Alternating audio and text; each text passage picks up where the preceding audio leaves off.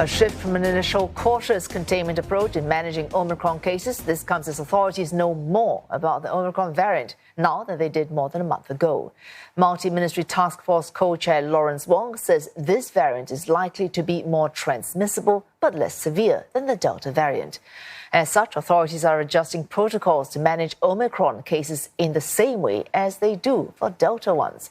This means Omicron cases or close contacts can recover under the home recovery program. Instead of being isolated at a dedicated facility, priority for healthcare resources will be given instead to the more severe and vulnerable cases. Mr. Wong also urges those eligible to get their booster shots, as the country is set to see a new wave of cases in the coming weeks. And from on this, we're joined by Professor Dale Fisher from the Yong School of Medicine at NUS. He's also chair of the Global Outbreak Alert and Response Network at the World Health Organization. Professor Fisher, let's pick up from what Lawrence Wong said. Now, essentially, we know more about Omicron right now, and because of that, we are able to tweak our strategy for management. If you could explain this to us, how these tweaks reflect, or I suppose how they reflect and tie in with what we now know more about Omicron.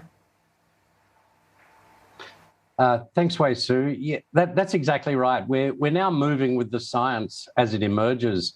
We've had an unusual situation with because we're so good globally now at tracking the genetics of COVID. Sometimes the concerns can get ahead of the science, and Omicron was reported to WHO from South Africa on November 26. So there were concerns then that this new variant was more transmissible, it could escape immunity, whether that was due to past infection or vaccine. But most concerning was, could it be more severe? So now the evidence is showing that it's actually not more severe, and it even could be milder. It's certainly more transmissible. We're seeing it replace Delta in many continents now.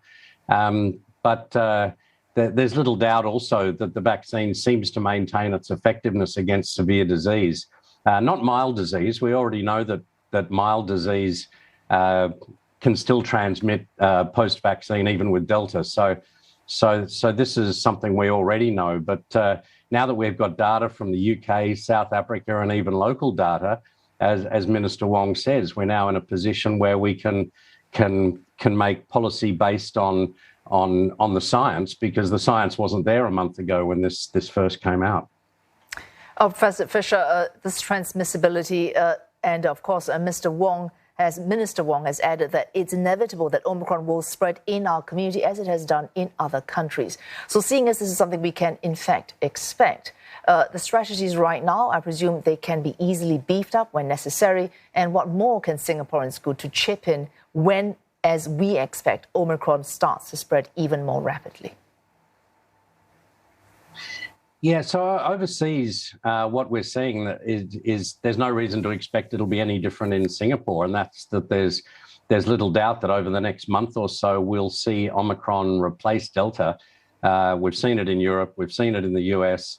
But there shouldn't be any reason really for the public to specifically act. Obviously, the authorities will continue to monitor it, but we really should be able to go back to our strategy of the stepwise cautious exit, which began in August.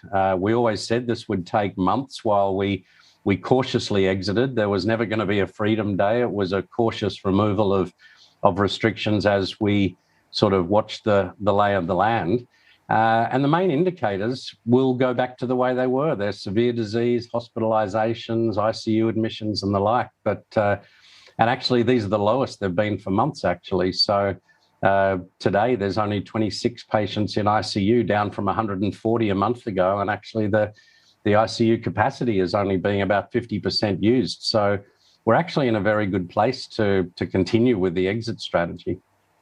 All right, let's stay on this exit strategy. Of course, one tweak we're hearing about today as well is that unvaccinated workers in workplaces will face a ban starting the 15th of January.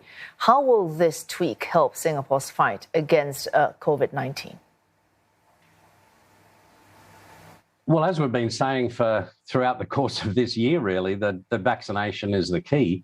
many would have argued in favour of mandating it. It's the overwhelming importance is clear, whether it's to individuals or public health or protecting hospitals.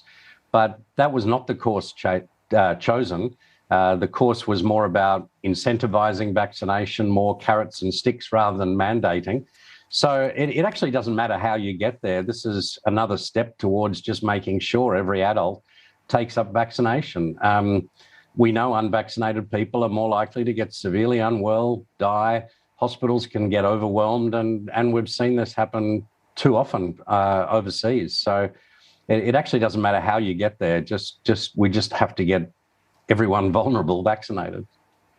Well, given that there is slight resistance to vaccination, also we need to mandate it where it is in fact effective. So, for example, in workplaces, a few months ago, the concern is that we were seeing infections spreading because it was happening in workplaces.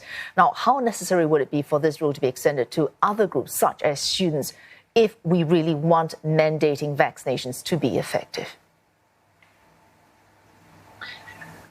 I think it's always important to think through the strategy and why are you making any intervention on a particular group.